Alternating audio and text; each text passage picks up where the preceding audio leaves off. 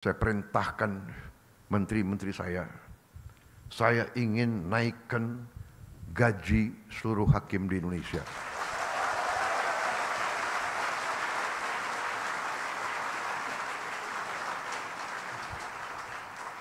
Cari uangnya. Enaknya jadi presiden tuh tinggal perintah-perintah. Yang pusing menteri-menteri. Bismillahirrahmanirrahim. Assalamualaikum warahmatullahi wabarakatuh. Selamat pagi. Salam sejahtera bagi kita sekalian. Shalom, salve, Om Swastiastu, Namo Buddhaya, salam kebajikan. Yang saya hormati dan yang saya banggakan, Ketua Mahkamah Agung Republik Indonesia, Profesor Dr. Sunarto, SHMH. Wakil Ketua Mahkamah Agung Republik Indonesia bidang non-judisial, Bapak Haji Soeharto, SHMH. Para Ketua Kamar Mahkamah Agung, para Hakim Agung dan Hakim Ad Hoc Mahkamah Agung, seluruh jajaran Mahkamah Agung yang saya hormati dan saya banggakan. Ketua Dewan Perwakilan Daerah Republik Indonesia, Saudara Sultan Bakhtiar Najamuddin, Ketua Mahkamah Konstitusi Republik Indonesia, Dr. Suhartoyo, Ketua Komisi Yudisial RI, Profesor Amzulian Rifai, Ketua BPK RI, Saudari Isma Yatun, Menteri Hukum, Saudara Supratman Andi Aktas, Menteri Sekretaris Negara, Saudara Prasetyo Hadi, Sekretaris Kabinet Republik Indonesia, Saudara Teddy Indra Wijaya, Kapolri, Kepala Kepolisian Negara Republik Indonesia, Jenderal Polisi Listio Sigit Prabowo, Panglima TNI, Jenderal TNI Agus Subianto, Wakil Menteri Koordinator Politik Keamanan, Letnan Jenderal TNI Purnawirawan Ludwig Friedrich Paulus. Yang saya hormati, para hakim, para undangan, rekan-rekan pers semuanya, dan terutama para wisudawan dan wisudawati yang saya banggakan. Pertama-tama tentunya sebagai insan yang bertakwa, marilah kita tidak henti-hentinya memanjatkan puji syukur kehadirat Tuhan Maha Kuasa Maha Besar yang memiliki sekalian alam, atas segala karunia yang diberikan kepada kita. Kita masih diberi kesehatan sehingga kita dapat berkumpul di tempat yang sangat terhormat ini, yaitu di Mahkamah Agung Republik Indonesia, pada acara pengukuhan 1451 hakim. Ini adalah suatu kehormatan besar bagi saya. Terima kasih atas undangan ini. Saya merasa penting dan saya merasa perlu untuk hadir di setiap acara yang diselenggarakan oleh setiap lembaga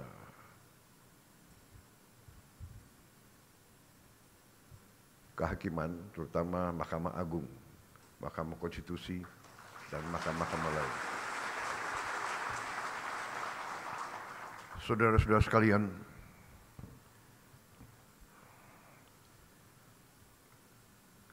kita semua sedang berada dalam suatu usaha besar, yaitu kita sedang melaksanakan pembangunan negara. Pembangunan sebuah negara adalah perjalanan panjang, ratusan tahun. Pembangunan suatu negara, suatu bangsa itu ternyata membutuhkan suatu elemen-elemen keberhasilan. Negara itu banyak. Kalau tidak salah sekarang sudah mendekati 200 negara di dunia ini. Ada negara yang hanya 200.000 orang punya negara. Pulau-pulau kecil. Ada negara yang 1 juta orang punya negara. Tidak banyak negara seperti kita. Hampir 300 juta, 285 juta orang hari ini. Tiap tahun naik hampir 5 juta. Tidak banyak negara seperti kita. Dan apalagi negara seperti kita itu negara yang terdiri dari ratusan kelompok etnis, agama-agama besar, ras-ras yang berbeda, bahasa-bahasa daerah, budaya yang berbeda-beda. Saudara-saudara, kita sadar dari kita belajar sejarah bahwa tidak semua negara itu berhasil.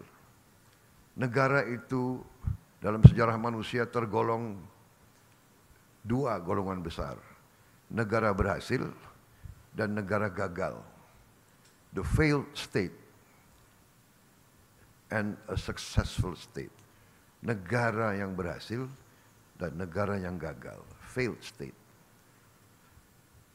Sebuah negara yang gagal adalah negara yang tadi tidak bisa memenuhi apa yang kita tentukan, pendiri-pendiri bangsa kita tentukan sebagai tujuan-tujuan nasional.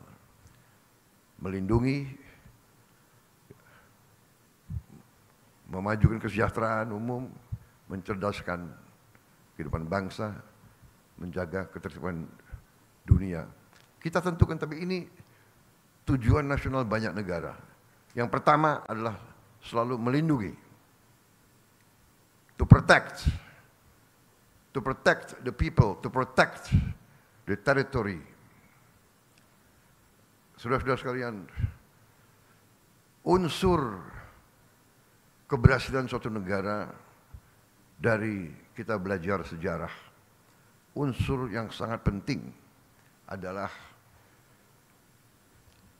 terdapatnya suatu sistem hukum yang menjamin keadilan bagi seluruh rakyatnya. Ini syarat negara berhasil. Negara yang tidak bisa memiliki sistem hukum yang menjamin keadilan, itu negara biasanya gagal. Sebuah negara akan mengalami tantangan. Bisa saya katakan ancaman. Apalagi negara yang kaya. Negara yang memiliki kekayaan dan sumber alam. Kekayaan dan sumber alam itu menjadi rebutan oleh bangsa-bangsa lain. Karena apa? Karena manusia itu hidup untuk survive. Untuk hidup, manusia itu sering akan melakukan apa saja untuk survive. Bangsa yang tidak punya air, dia akan merebut air. Dia akan perang. Kita lihat India Pakistan sekarang. India mengatakan akan menghentikan beberapa sungai. Pakistan mengatakan kalau perlu saya perang nuklir. Daripada saya mati pelan-pelan, tidak minum, tidak bisa tanam makanan, saya sekalian aja kita sama-sama mati. Ini survive. Untuk makan demikian. Bangsa yang tidak punya lahan subur akan merebut lahan subur. Demikian mineral yang berharga. Demikian energi yang berharga. Bangsa yang tidak punya akan merebut. Bangsa yang punya, negara yang punya sering digerogoti. Jadi negara yang tidak memiliki sistem hukum yang mampu memberi keadilan biasanya tidak stabil, biasanya akan terjadi huru-hara bahkan perang saudara. Ini pelajaran. Jadi demikian pentingnya yudikatif. Makanya negara modern dari ratusan tahun dikatakan terdiri dari 3 unsur, trias politika, eksekutif, legislatif, yudikatif. Tidak bisa eksekutif hebat, legislatif tidak bagus, yudikatif tidak bagus. It cannot be done. Tidak bisa. Ini sejarah ribuan tahun, saudara-saudara. Jadi saya sebagai sekarang saya mandataris, saya dipilih rakyat, saya sekarang memimpin eksekutif, saya sekarang bertanggung jawab. Saya sadar kalau saya tidak didukung oleh yudikatif yang hebat, yang kuat, yang berintegritas, sangat sulit untuk saya melaksanakan tugas saya untuk rakyat. Jadi saudara-saudara, saya terima kasih sama Ketua Mahkamah Agung. Saya ini kalau tidak salah dalam 6 bulan saya sudah 2 kali diundang ke sini. Ya, terima kasih. Dan saya tidak mau panjang lebar kasih sambutan karena saudara pasti sudah tahu ujungnya di mana. Betul? Ini pidato ini bagus banget ini.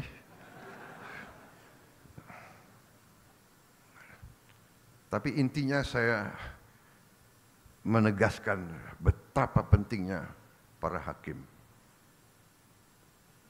Anda adalah benteng terakhir keadilan.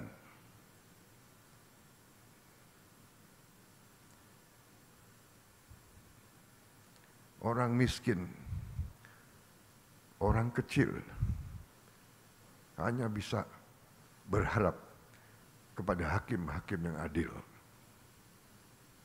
Orang yang kuat, orang yang punya uang banyak, dia bisa berbuat. Dia bisa punya tim hukum yang luar biasa. Tapi orang kecil hanya tergantung sama hakim yang adil. Hakim yang tidak bisa disogok. Hakim yang tidak bisa dibeli. Hakim yang cinta keadilan. Hakim yang cinta rakyat. Saya kira itu yang ingin saya sampaikan, saudara-saudara. Rakyat Indonesia tergantung sama para hakim. Dan saya sebagai mandataris, saya sadar itu, dan karena itu saya perintahkan menteri-menteri saya ingin naikkan gaji seluruh hakim di Indonesia.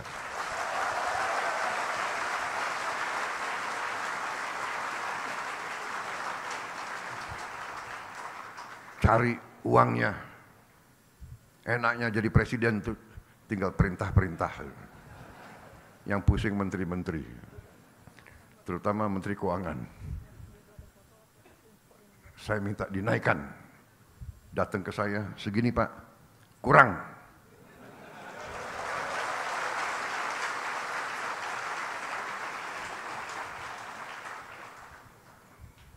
Kalau perlu anggaran lain saya kurangi. Di sini ada Panglima TNI dan ada Kapolri. Kalau perlu anggaran TNI dan Kapolri saya kurangi.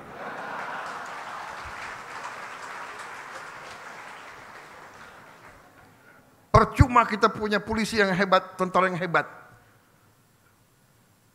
Si koruptor, si maling, si bajingan itu begitu ke pengadilan lolos. Kasihan ini anak buahmu, Kapolri. Jadi kita butuh hakim-hakim yang benar-benar tidak bisa digoyahkan, tidak bisa dibeli.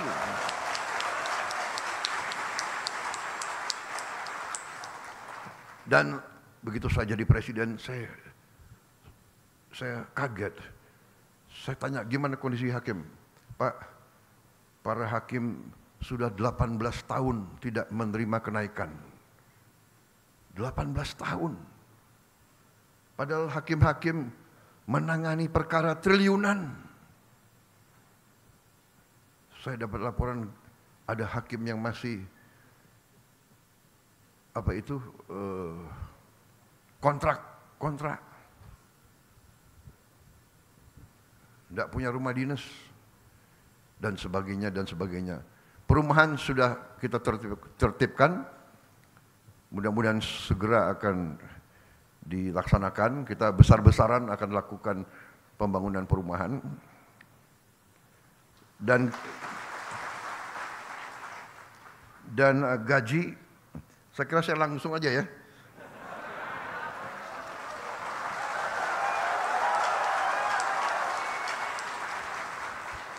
Sebetulnya masalah gaji itu adalah paragraf kelima.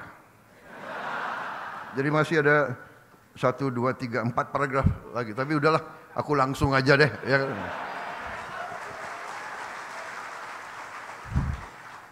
Intinya yang penting, Pak, yang penting pelaksanaannya, Pak. Jadi saya, Prabowo Subianto, Presiden Republik Indonesia ke-8, hari ini mengumumkan bahwa gaji-gaji hakim akan dinaikkan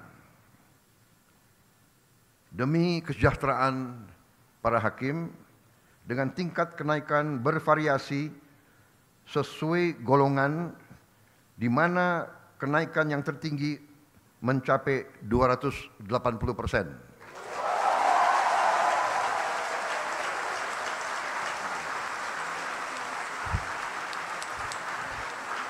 Dan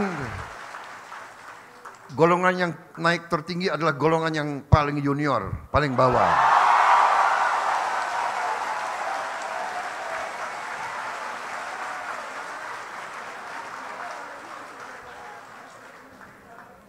Tapi semua hakim akan naik secara signifikan, ya, secara signifikan. Dan saya monitor terus. Dan semua pegawai lain sabar. Sabar.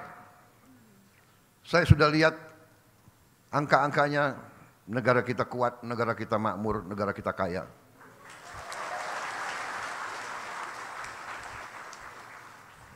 Yang penting kekayaan itu harus kita jaga, harus kita kelola sebesar-besarnya untuk kepentingan rakyat Indonesia semuanya.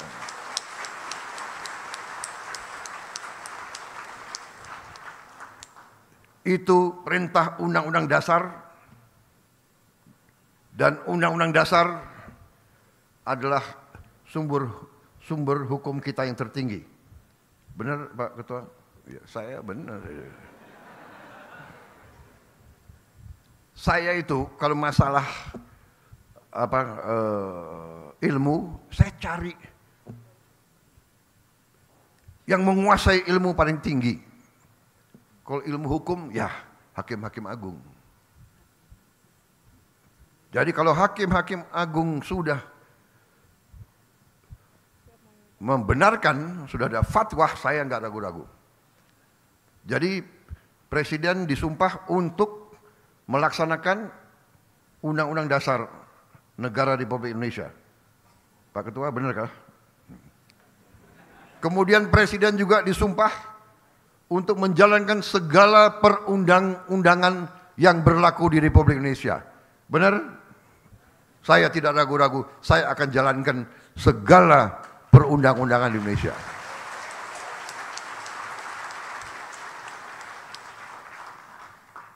Saudara-saudara sekalian, saya kira cukup sekian. Yang penting itu kan. Saudara-saudara, semua unsur lain sabar, saya menganggap bahwa saya tidak keliru, malah saya sebenarnya masih anggap ini kurang besar, tapi sudahlah. 18 tahun hakim tidak menerima, 3% aja enggak terima, benar? 5% aja tidak terima, benar? Hari ini Presiden Prabowo Subianto ambil keputusan naik yang paling junior 280%.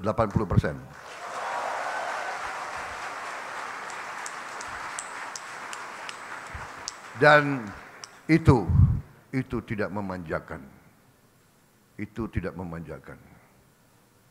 Daripada uang negara dicuri oleh makhluk-makhluk yang nggak jelas itu.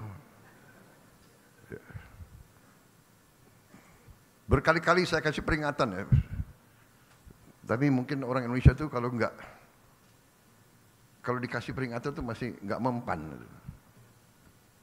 Tapi sebentar lagi dengan hakim-hakim yang kuat kita tegakkan hukum. Tegakkan hukum.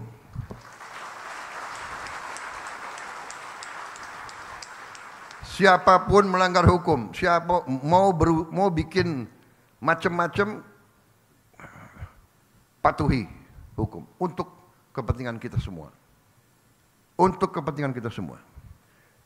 Saya menjaga supaya orang tidak dipermalukan, tapi saya lihat banyak sekali mereka dikasih tanggung jawab oleh negara, menipu negara, bohong kepada atasan, mencuri uang rakyat, menganggap seenaknya. Tapi jangan khawatir, dengan yudikatif yang kuat, dengan penegak hukum yang kuat, saya percaya polisi akan bekerja dengan sebaik-baiknya. TNI mendukung, kejaksaan semua bekerja. Kita akan tertibkan negara ini. Kita akan bikin Indonesia berhasil karena sistem hukumnya yang baik.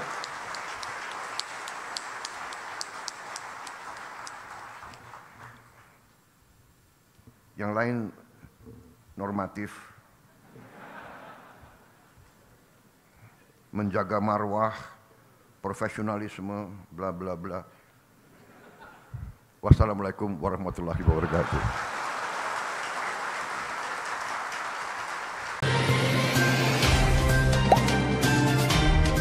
Dengarkan berita bersuara.